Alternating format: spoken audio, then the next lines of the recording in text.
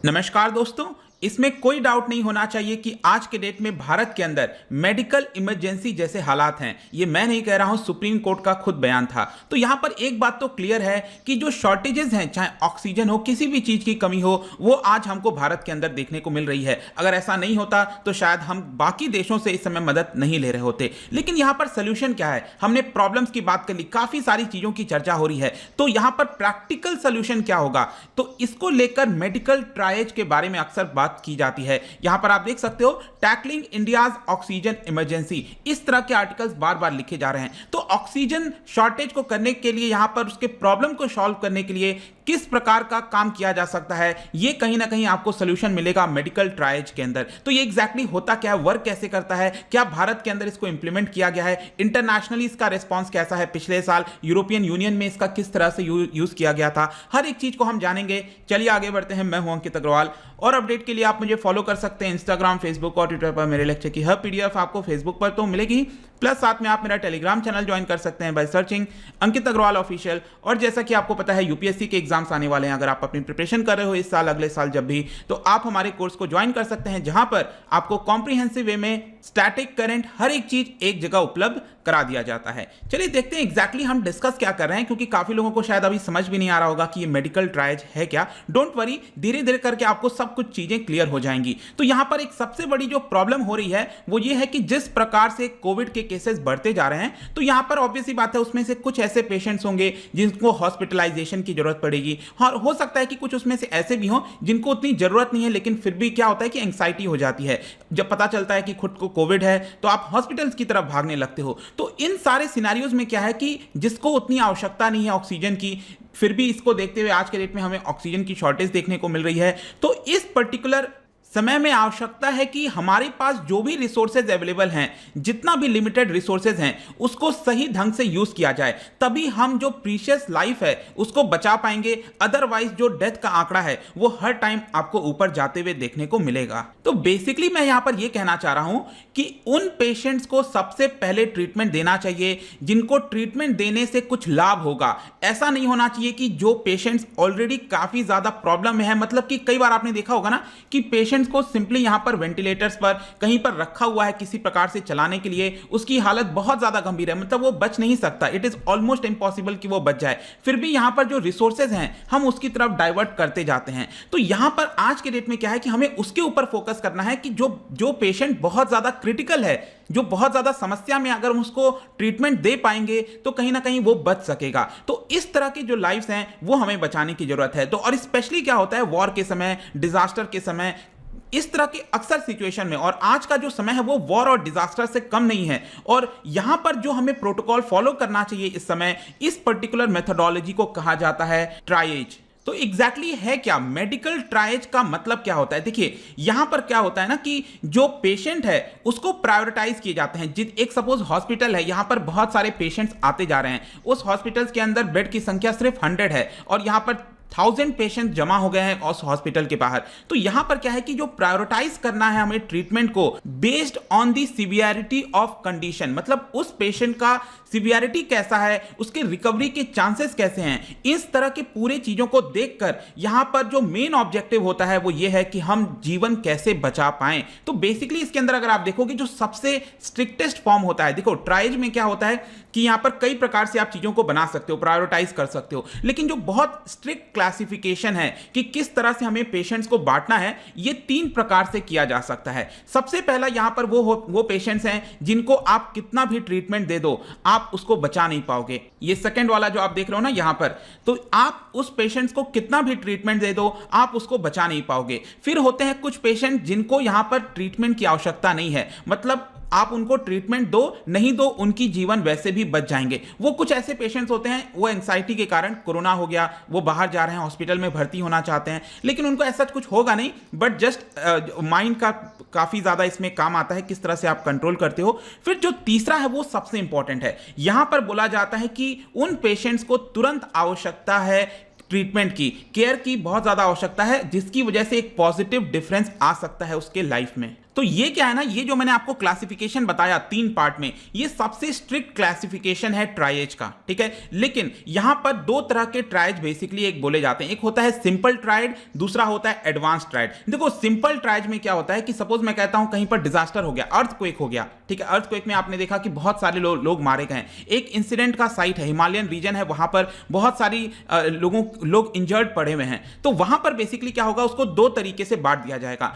एक वो विक्टिम्स होंगे जिनको तुरंत मेडिकल हॉस्पिटलाइजेशन की आवश्यकता होगी, और कुछ उसमें से ऐसे लोग होंगे जिनको यहां पर चोट तो लगी है, इंजरीज लगी है, लेकिन अभी के लिए हॉस्पिटलाइजेशन की आवश्यकता नहीं है। तो यहां पर सिंपल वाले ट्रायज में क्या होता है, जिनको तुरंत आवश्यकता है उसको यहां पर ट्रांसपोर्ट करो, हॉस्पिटल की तरफ भेजने की कोशिश करो। तो ये तो सिंपल वाला फॉर्मूला हो गया। लेकिन आज जो सिचुएशन है वो इतना ज्यादा सिंपल नहीं है, यहां पर हमें जो एडवांस्ड ट्रायज है उसका इस्तेमाल करना पड़ेगा। लेकिन यहां पर आपको समझना है कि जो एडवांस्ड ट्रायज होता है ये बहुत ही ज्यादा ट्रेंड पैरामेडिक्स जो होते हैं, डॉक्टर्स होते हैं, जिनको जानकारी है चीजों के बारे में, वही इस चीज को परफॉर्म कर सकते हैं। उनके अब सिचुएशन, जब ये सिचुएशन कब होती है, जब बहुत लिमिटेड रिसोर्सेज हो और यहां पर पेशेंट्स ज्यादा हैं, आपके पास इंजर्ड ज्यादा हैं, तो उस केस में जो डॉक्टर्स हैं वो एडवांस्ड ट्रायज का इस्तेमाल करते हैं। तो इसमें बेसिकली उनका मेन मकसद ये होता है कि जिन लोगों की सर्वाइव होने की चांस बहुत ही कम, मतलब है ही नहीं उनके सर्वाइव होने के चांस,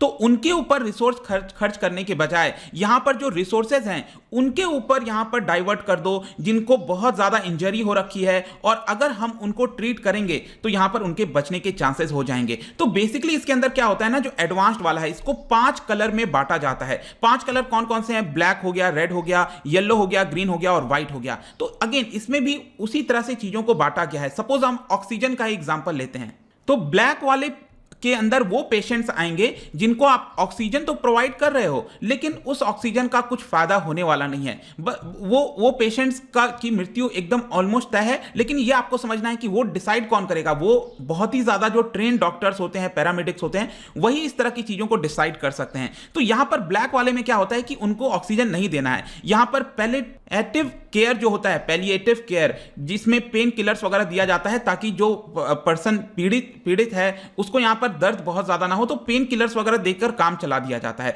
फिर होता है जो सबसे इंपॉर्टेंट है, वो है आपका रेड वाला। इन पेशेंट्स के ऊपर सबसे हाईएस्ट प्रायोरिटी देने की जरूरत है। बेसिकली अगेन वही चीज मैंने आपको बताया कि यहां पर अगर हम उनको तुरंत ट्रीट कर देंगे, जैसे कि रोड एक्सीडेंट होता है, आपने देखा होगा, रोड एक्सीडेंट में भी यही है कि जितना टाइम गैप ज्यादा हो जाएगा उस पर्सन को एक्सीडेंट से लेकर हॉस्पिटल तक पहुंचाने में, तो यहां पर उसके सर्वाइव के चांस जो है बहुत कम हो जाते हैं। लेकिन अगर ये रेड वाले में अगर हम यहां पर लोगों को तुरंत ट्रीटमेंट दे दें तो डेफिनेटली चांसेस हैं कि वो पर्सन बच जाएगा। तो यहां पर हमें सबसे पहले फोकस करना है। उसके बाद येलो वाले में क्या होता है कि उस पर्सन को प्रॉब्लम तो है, ऑक्सीजन की आवश्यकता है, लेकिन स्टिल स्टेबल कंडीशन है। रेड वाले पेशेंट्स की तरह यहां पर हालत नहीं है, लेकिन उसको हमें लगातार मॉनिटर करते रहना चाहिए उस पेशेंट्स को कि बहुत ज्यादा उसका कंडीशन खराब ना हो जाए। वो हम क्या कर सकते हैं, येलो वाले कैटेगरी में उन पेशेंट्स को डाल सकते हैं। फिर ग्रीन वाला कैटेगरी वो होता है, मतलब कि उस पेशेंट को मेडिकल अटेंशन की जरूरत है, लेकिन कुछ घंटे तक, कुछ दिनों तक रोका जा सकता है, उसमें कोई बहुत बड़ी प्रॉब्लम नहीं आएगी अगर हम उसमें रोक देंगे, तो यहां पर उतनी अटेंशन देने की आवश्यकता नहीं है। फिर व्हाइट वाले पेशेंट्स आते हैं जिनको अटेंशन की कोई आवश्यकता नहीं है, यहां पर डॉक्टर केयर की रिक्वायरमेंट नहीं है, तो हमें इन लोगों के ऊपर उतना खर्च नहीं करना है। येलो, ग्रीन, व्हाइट, हमें खर्च किसके ऊपर करना है, रेड वाले के ऊपर करना है। जो भी ऑक्सीजन है सबसे पहले रेड वाले को जाना चाहिए, उसके बाद येलो को जाना चाहिए, ग्रीन को जाना चाहिए। आई होप कि आप चीजों को आप समझ गए होंगे बेसिकली ये जो ट्रायज है ये कहना क्या चाह रहा है। तो इसी का अर्थ होता है कि जो भी लिमिटेड रिसोर्सेज है उसको हम सही तरीके से यूज करेंगे अगर, तो हम ज्यादा जाने बचा सकते हैं। अदरवाइज अगर हम सेम रिपीटेटिव तरीके से चलते जाएंगे उसका कोई फायदा होने वाला नहीं है, क्योंकि ये वॉर लाइक सिचुएशन है, डिजास्टर सिचुएशन है। नेक्स्ट यहां पर एक और इंपॉर्टेंट चीज मैं आपको बताता हूं, रिवर्स ट्रायज। रिवर्स ट्रायज की भी बहुत आवश्यकता है इस समय देश के अंदर। ऐसा क्यों कह रहा हूं, क्योंकि अभी क्या होगा कि अचानक से जैसे जैसे केस बढ़ रहे हैं, जैसे 3 लाख, आज 3,20,000 केस आया, ठीक है, फिर कल 3.5 लाख, फिर कभी 2.5 लाख केस, इतना ज्यादा आप समझो केसेस बढ़ते जा रहे हैं। तो यहां पर कई सारे पेशेंट्स होंगे जो हॉस्पिटल जाने की कोशिश करेंगे, तो यहां पर उसमें क्या होता है ना कि सडन मास हॉस्पिटलाइजेशन आ जाता है, स्पाइक आ जाता है नंबर्स में, लेकिन बेड उतने नहीं हैं। तो वहां पर क्या किया जाता है कि जो ऑलरेडी जो लोग हॉस्पिटल के अंदर भर्ती हैं उनमें से कुछ लोगों को डिस्चार्ज करना स्टार्ट कर दिया जाता है और यह किया जाएगा रिवर्स ट्रायज से। अब इसमें आप सोचो कौन होंगे। एक तो व्हाइट वाला सबसे पहले, जो लोग पेशेंट इसमें जिनको रिक्वायरमेंट नहीं है उनको यहां पर हॉस्पिटल से डिस्चार्ज करो, फिर ग्रीन वाले को यहां पर डिस्चार्ज करो, और जो लोग रेड वाले कैटेगरी में आएंगे उनको हॉस्पिटल के अंदर यहां पर जो है भर्ती देने की कोशिश करनी चाहिए। तो ये रिवर्स वाले सिस्टम से चलने लगता है जब हम मास हॉस्पिटलाइजेशन का केस आ जाता है, जो कि ऑलमोस्ट आप देख सकते हो देश के अंदर लगभग यही सिचुएशन देखने को मिल रही है। नेक्स्ट आपके मन में क्वेश्चन आएगा, क्या भारत के अंदर अभी इसका यूज किया जा रहा है? बिल्कुल किया जा रहा है, स्पेशली मुंबई के अंदर मैं बता दूं, क्योंकि महाराष्ट्र में आपने देखा होगा बहुत सारे केसेस लगातार महाराष्ट्र से ही आ रहे थे। आज शायद थोड़ी सी कमी आई है, जो कि एक अच्छी खबर है आप कह सकते हो। तो वहां पर कोविड वॉर रूम्स वगैरह बना दिए गए हैं। बेसिकली उसके अंदर क्या है कि हॉस्पिटल के पास जब भी कॉल वगैरह आता है कि हमें एम्बुलेंस की जरूरत है, तो बहुत सारे लोगों का कॉल आ जाता है कि कोविड के लिए बेड चाहिए यहां पर हॉस्पिटल के अंदर, लेकिन हॉस्पिटल सबको तो अब दे नहीं पाएगा। सिंपल सी चीज है, यहां पर उतना अवेलेबिलिटी नहीं है। तो इसके लिए क्या होता है कि उस पेशेंट्स के बारे में जितनी जानकारी है वो कलेक्ट कर लिया जाता है स्टाफ के द्वारा। टीचर्स वहां पर लगाए गए हैं, प्राइमरी स्कूल टीचर्स वगैरह, ताकि सब इंफॉर्मेशन को कलेक्ट किया जाए और फिर उस इंफॉर्मेशन को भेजा जाता है डॉक्टर्स के पास। वो डिसाइड कर लेते हैं एक तरह से कि किसको यहां पर घर में ही वो सुरक्षित रहेगा, किसको हॉस्पिटल की जरूरत है। उस हिसाब से चीजें कहीं ना कहीं जो है आपका मुंबई के अंदर की जा रही हैं। सिर्फ मुंबई में ही नहीं, यहां पर तमिलनाडु हो गया, केरला हो गया, कुछ हद तक वहां पर भी चीजें इंप्लीमेंट की गई हैं ट्रायज का। लेकिन अभी भी जो एक आपका सेंट्रल गवर्नमेंट की तरफ से एक प्रॉपर नोटिफिकेशन आना चाहिए पूरे देश के लिए, वो अभी तक चीजें नहीं आई हैं। इसके अलावा मैं तो आपको इंटरनेशनल एग्जांपल भी बताता हूं। पिछले साल याद होगा क्या हालत हो गई थी यूरोपियन यूनियन के कई सारे देशों के अंदर, specially Italy. I am sure आपने देखा होगा, वो पिक्चर्स बहुत ज्यादा भयानक था। हॉस्पिटल्स के बाहर बेड लगे हुए हैं, लोग यहां पर सड़कों पे हैं, कोविड से ग्रसित हैं, इस तरह का सिचुएशन हो गया था। तो इटली ने यहां पर ये गाइडलाइंस जारी किया था कि ट्राइजिंग का इस्तेमाल हमें करना चाहिए, और स्पेशली जो यंगर पॉपुलेशन है जिसके बचने के चांस ज्यादा हैं, उसके ऊपर हमें रिसोर्सेज जो हैं वो ज्यादा खर्च करना है। ऐसा गाइडलाइंस खुद इटली ने जारी किया था, और यही सेम चीज स्पेन के द्वारा भी किया गया था आगे चलकर। तो कंक्लूजन में हम क्या कह सकते हैं? कंक्लूजन यही है दोस्तों अगेन, कि पिछले कुछ दिनों से जिस तरह के केसेस देखने को मिल रहे हैं, जिस प्रकार से शॉर्टेज है, ऑक्सीजन हो गया, चाहे कोई भी चीज हो गई, यहां पर जरूरत है कि एक सेंट्रल गाइडलाइन आए, सेंट्रल गवर्नमेंट की तरफ से गाइडलाइन आए, और पूरे देश के अंदर यहां पर जो मेडिकल ट्रायज वाला सिस्टम मैंने आपको बताया, वो कहीं ना कहीं इसको इंप्लीमेंट करना चाहिए। और अगर ऐसा होता है तो आप कह सकते हो कि जो प्रीशियस लाइफ्स है वो उसको हम बचाने में कुछ हद तक सफल हो सकते हैं। तो ये पूरा वीडियो था। आई होप कि काफी ज्यादा आपको इसके अंदर जानने को मिला होगा एग्जैक्टली सारी चीजें हैं क्या। जाने से पहले मैं आपके लिए एक इंटरेस्टिंग क्वेश्चन और लेके आया हूं। Which of the following is the main cause for transmission of hepatitis virus? जो हेपेटाइटिस वायरस होता है वो किस वजह से होता है, उसका ट्रांसमिशन का मेन कारण क्या है? इसका जो राइट आंसर है, देखिए आपको मेरे इंस्टाग्राम पर तो मिलेगा ही, कुछ लोग कहते हैं सोशल मीडिया पर नहीं है, प्लीज मत यूज करिए, कोई बात नहीं। यहां पर आप टेलीग्राम से भी इसका सही उत्तर ले सकते हैं। मैं कई सारे एमसीक्यूज यहां पर डालता रहता हूं स्टोरीज के फॉर्म में, आप जाकर प्ले कर सकते हो। अगर आप उनसे इकोनॉमी पढ़ना चाहते हैं, कोई भी कोर्स परचेज करना चाहते हैं, स्टडी IQ ऐप पर जा सकते हैं। आई होप की वीडियो आपको पसंद आया होगा। मिलता हूं आपसे next time. Till then, thank you very much, see you soon.